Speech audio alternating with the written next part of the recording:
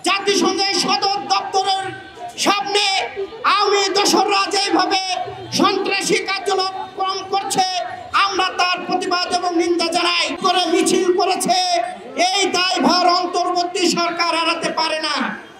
কারণ অন্তর্বর্তী সরকার যদি শুরু থেকেই এদের এই সন্ত্রাসীদেরকে গ্রেপ্তার করে কারাগারে নিয়ে যেত, তাহলে আজকে তারা বাংলাদেশে অরাজকতা করার চেষ্টা পারত না।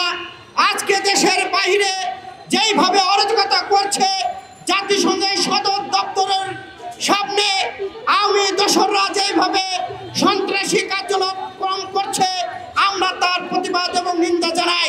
যে কথাটি বলে আমি আমার কথা শেষ করতে চাই, আমরা অন্তর্বর্তী সরকারে কিছু ভূত দেখছি, যেই ভূতরা নতুন করে ভারতে ইলিশ মাছ পাঠিয়েছে বাংলাদেশের মানুষকে পাশ কাটিয়ে।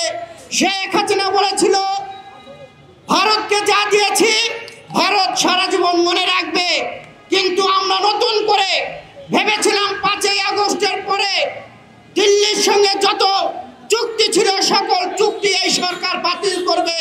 বাতিল না করে বাংলাদেশের মানুষকে না জানিয়ে নতুন করে তারা 1200 টন ইলিশ দিয়েছে। তিনি বলছেন যে ভারতে নাকি পূজা।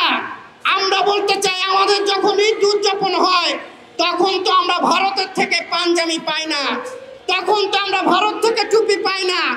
তাহলে যখন তাদের পূজা হবে তখনই আমাদের ইলিশ মাছ পাঠাতে হবে। এই বৈষম্য দূর করতে হবে।